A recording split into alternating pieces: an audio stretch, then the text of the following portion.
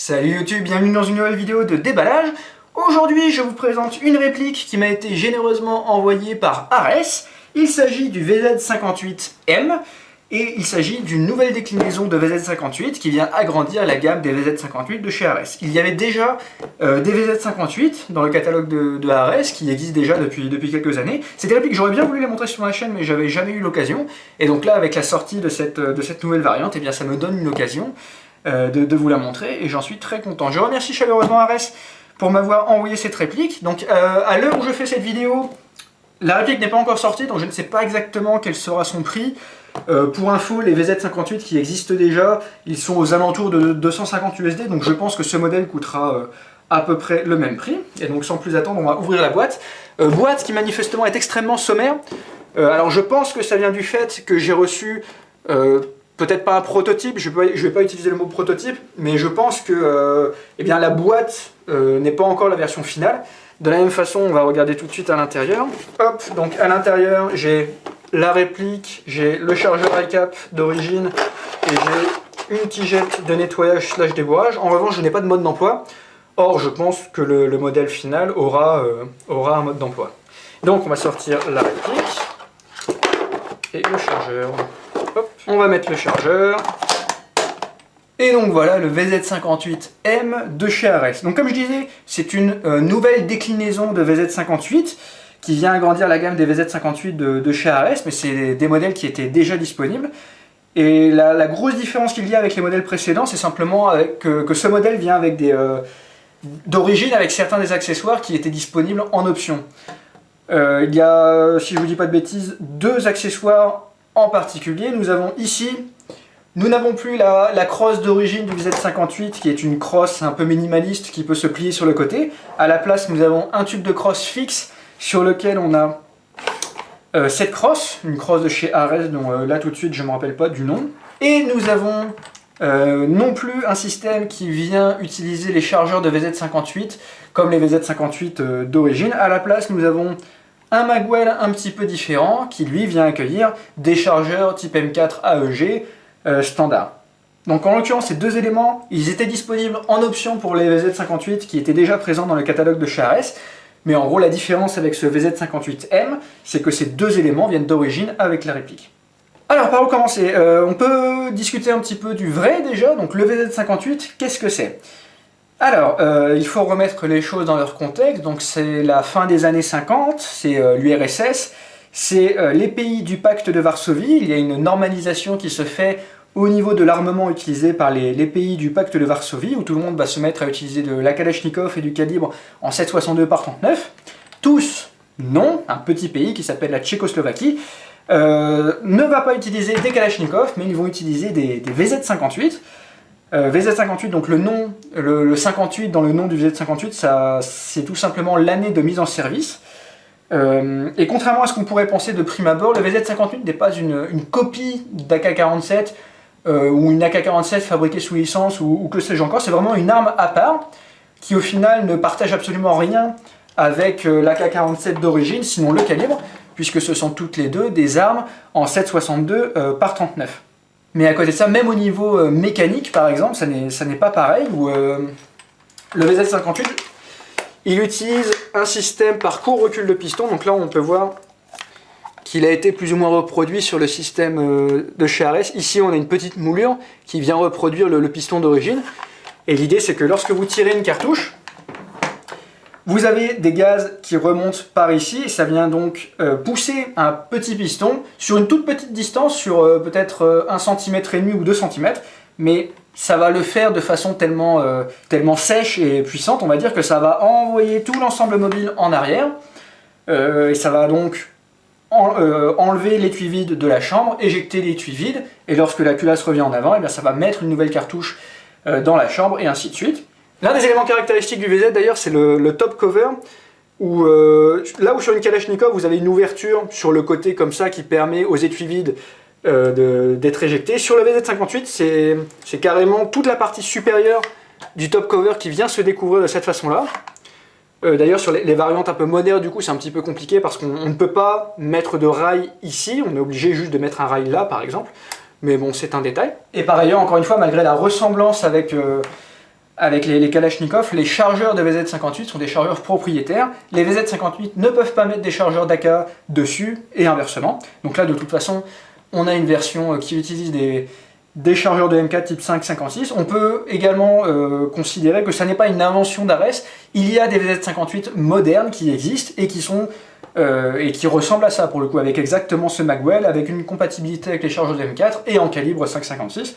Donc de ce côté-là, c'est réaliste, il n'y a pas de souci. Donc le VZ58, il est utilisé par la Tchécoslovaquie et ensuite par la République tchèque, et l'air de rien, la durée de service a été particulièrement importante. Donc comme je disais, c'est depuis 1958, et je crois qu'il a été remplacé il y a uniquement peut-être 5 ou 6 ans, je crois que c'était en 2010 ou en 2011, il a été remplacé par le CZ805 Bren. L'un des avantages du CZ805 d'ailleurs étant qu'en changeant quelques éléments, on peut aussi bien tirer du 7,62 par 39 que du 5,56 par 45, ce qui va certainement permettre à l'armée d'utiliser les vieux stocks de munitions avant de se focaliser totalement sur le 5,56, je suppose. Et donc le VZ58 de chez Ares, il utilise la fameuse gearbox de chez Ares à Moeba, la gearbox EFCS pour Electronic Firing Control System, je crois que c'est ça que ça veut dire. C'est une gearbox qui dispose d'origine d'un MOSFET avec certaines des qualités habituelles qu'on trouve chez les MOSFET, donc une protection contre les arcs électriques, une amélioration de la cadence de tir, de la réactivité, l'active braking, c'est-à-dire qu'à chaque fois que vous tirez, vous avez la gearbox qui fait un cycle complet, et dans le cas donc, de la gearbox FCS, vous avez également la possibilité de programmer les modes de tir avec un boîtier qui est vendu en option. Donc ce boîtier, je ne l'ai pas là avec moi, je peux vous mettre une photo pour vous montrer. Donc l'idée c'est que vous allez brancher ce boîtier entre le câblage de votre réplique et votre batterie, et ça va vous permettre de choisir entre 4 modes de tir différents. Donc vous avez d'origine donc semi-auto, safe, full auto, mais vous pouvez changer ça en semi-auto, safe, burst de 3. Vous pouvez aussi mettre burst de 3, safe, full auto, et vous pouvez également faire semi-auto, safe, semi-auto si vous voulez bloquer la réplique en semi-automatique. Donc comme on peut le constater, la platine n'a rien à voir avec celle d'une Kalachnikov, ou sur une Kalachnikov vous avez un gros levier que vous faites varier de cette façon-là sur le côté. Là vous avez un sélecteur de tir qui bizarrement est du côté droit, on n'a rien du côté gauche. Et donc les positions sont les mêmes que sur un M4, mais il ne faudra pas mettre le levier au même endroit par rapport à un M4 pour avoir les mêmes fonctionnalités. Là, si c'est un M4, ce serait plutôt sur Safe, alors que là en fait c'est sur semi-auto. Là on est sur Safe, et là on est sur Full Auto. Personnellement, même si ça peut paraître un peu curieux parce qu'on est très habitué en général au M4, je trouve qu'il y a du sens à ce système, tout simplement parce que vous voyez, là je suis en Safe, ce qui veut dire que lorsque je tiens ma réplique normalement et que j'ai mon doigt le long du corps en mode finger discipline, eh bien je peux sentir avec mon doigt qu'il y a quelque chose qui me gêne, et ça veut dire que la sécurité est mise. Du coup, si je décide de passer en semi-auto, là je suis en mode de tir et je ne suis plus gêné par le levier, ce qui quelque part pour moi me paraît logique. Ça me paraît logique de ne pas être gêné quand on est en mode de tir, et de la même façon, de façon très intuitive, je peux me dire ah là il y a un truc qui me gêne, ça veut dire que je suis en safe, donc je me mets en semi-auto et là je peux tirer. Pour moi c'est quelque part très logique, peut-être moins intuitif parce qu'on est habitué au M4, mais je trouve le système très logique. Donc sur ce VZ58M disposant d'origine de ce magwell, on a une ergonomie un petit peu différente par rapport au VZ58 d'origine. On peut voir un petit peu d'ailleurs les vestiges du système d'origine, où normalement vous avez un petit levier ici qui vous permet de désenclencher le chargeur d'origine. Donc là on n'a pas ça, on a vraiment un magwell type M4 avec un bouton sur le côté, un bouton qui est un tout petit peu trop éloigné à mon goût, parce que moi j'ai des petites mains avec des doigts courts, et là vous voyez c'est à peine si j'arrive à choper le bouton de désenclenchement du chargeur. Bon, j'arrive quand même à le faire, mais si ça avait été un tout petit peu plus près, ça m'aurait quand même arrangé. On a le chargeur iCap d'origine, chargeur à molette, hein, rien de très particulier à ce sujet. En tirant la culasse, on peut constater la roue de réglage du hop-up avec une petite flèche qui indique que lorsqu'on tourne dans le sens des aiguilles d'une montre, eh bien, on augmente l'effet hop-up. Le bloc hop-up il me paraît vraiment bien sympa, en plus il est cranté. On entend, j'espère à la caméra, les petits clics. C'est toujours sympa quand c'est cranté, en général ça ne se dérègle pas automatiquement. Moi j'aime bien. La culasse ne recule pas beaucoup en l'occurrence. Du coup c'est pas très réaliste, mais bon, voilà. Là, nous avons une hausse qui, pour le coup, peut être réglée de cette façon-là, même si, bon, sur les modèles Airsoft, c'est plus ou moins inutile, puisqu'on les laissera toujours dans l'emplacement d'origine, quoi. On peut examiner la réplique d'un petit peu plus près. Elle est full métal, hein, à part les éléments qui ne sont pas supposés être en métal, comme le garde-main. On peut constater ici les petits trous. Donc l'idée, c'est que d'origine, vous avez la réplique sans aucun rail. Par contre, vous avez la possibilité ici de mettre soit un support de rail vous permettant ensuite d'avoir un rail qui vient se mettre comme ça pour avoir un rail Picatinny ici. Mais vous pouvez aussi avoir un rail qui vous permet de mettre les optiques conçues pour les AK. Donc ça dépend de ce que vous voulez. Tout ça, c'est des accessoires en option qui sont dans le catalogue de chez ARES. Marquage Czech Small Arms, Czech Republic. SA VZ58 Sporter, calibre 5,56 par 45. Ce qui est du coup là cohérent avec le chargeur.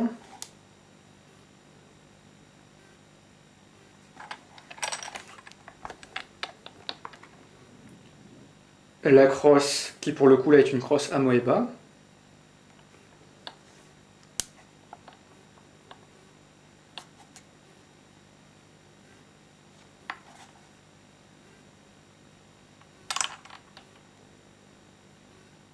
Ici nous avons le cache-flamme, alors je ne sais pas si on peut appeler ça un cache-flamme, mais du moins nous avons l'embouchure ici du canon. Donc un peu comme sur les Kalachnikov, on a un espèce de petit bitonneau ici sur lequel il va falloir appuyer pour pouvoir dévisser le cache-flamme. Donc le filetage c'est du 14 mm positif, donc ça n'est pas anti-horaire comme sur la plupart des répliques, et ça c'est un petit peu chiant. Donc si vous voulez mettre un silencieux ou quelque chose, faites bien attention à choper quelque chose en 14 mm positif. On peut constater que la réplique vient d'origine avec 7 anneaux fixés à l'avant pour pouvoir mettre vos sangles. C'est très très rare que les répliques soient livrées d'origine avec un anneau comme ça, donc c'est plutôt sympa. On peut constater aussi qu'au niveau du tube de crosse, nous avons des passants pour sangles. Donc là pareil, c'est un tube d'origine et c'est plutôt cool. Alors, comment on fait pour mettre la batterie sur cette réplique? Donc pour moi c'est un peu l'un des défauts de cette réplique, c'est assez casse-couille à faire pour le coup. Donc, ici vous avez une goupille, vous la faites passer de ce côté-là, ça vous permet de retirer le haut du garde-main. Ensuite, ici vous avez une grosse vis, vous prenez votre tournevis à tête plate et vous enlevez cette vis. Hop, maintenant que la vis est enlevée, on peut enlever le front set. Hop. Et maintenant, on peut enlever le bas du garde-main, ce qui permet d'accéder au câblage avec le connecteur mini Tamiya ici. Et donc l'idée, c'est que votre batterie, il faudra la mettre un peu là où vous pouvez, entre le tout petit espace laissé par le garde-main et le canon externe. C'est pas évident. Et il faudra vraiment un format de batterie un peu spécifique. Moi, en stock, j'ai cette batterie. C'est une batterie Kipom en 11,1 volts, 1100 mAh. C'est ce que j'appelle les batteries en tablette de chewing-gum un petit peu. Et j'ai constaté donc qu'en mettant donc la batterie à gauche et à droite avec la troisième tablette par-dessus le canon, il y avait moyen de caser quelque chose, mais c'est un peu casse-couille à faire. Et voilà, ça fait partie pour moi des gros défauts du VZ58, c'est que la batterie est quand même très très chiante à mettre. Donc je vais quand même vous montrer ce que ça donne au niveau cadence de tir, activité, tout ça. Hop. Donc là je suis en semi-auto.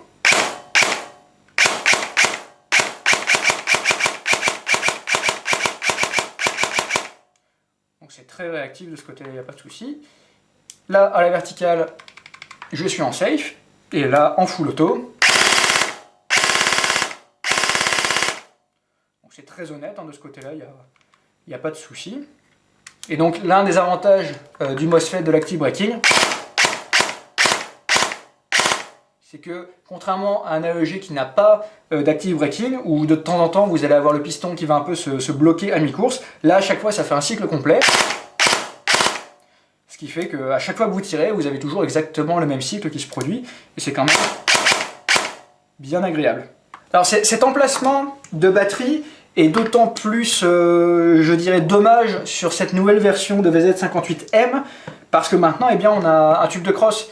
Sur les modèles d'origine, qui ont donc la crosse pliante, je peux comprendre qu'il n'y ait pas tellement de choix et qu'on soit obligé de mettre une batterie là. Mais là, étant donné que maintenant on a un tube de crosse et que ce tube de crosse n'est même pas pliant, bah ça aurait été l'occasion de câbler la réplique à l'arrière, de façon à ce qu'on puisse profiter de l'espace à l'intérieur du tube de crosse pour mettre une batterie, quoi. Alors je sais plus ce que j'ai foutu de ma clé qui me permet de desserrer les bagues de tube de crosse, mais à la limite, pour vous montrer ce que je veux vous montrer, je suis pas certain que ce soit nécessaire. On peut enlever le top cover, donc il y a une autre goupille ici. Hop, ça permet d'enlever ça. On peut voir les petits ressorts ici. Et on peut enlever la fausse culasse de cette façon-là. Et donc vous voyez, ici, vous voyez une grosse vis à l'arrière de la gearbox. Sur les gearbox EFCS, vous avez un système de changement rapide du ressort. Et là où ça aurait été sympa sur ce modèle disposant d'un tube de crosse M4 d'origine, bah, ça aurait été cool de pouvoir accéder à ce système de changement rapide du ressort directement en passant par le tube de crosse ou en dévissant le tube de crosse.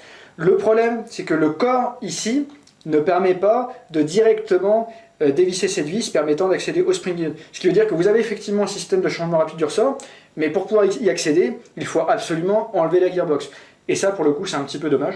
Alors un autre petit détail gênant, je trouve, sur la réplique, on sent que la réplique n'est pas conçue pour être utilisée d'origine avec un tube de crosse type M4 et une crosse type M4. Pourquoi je dis ça?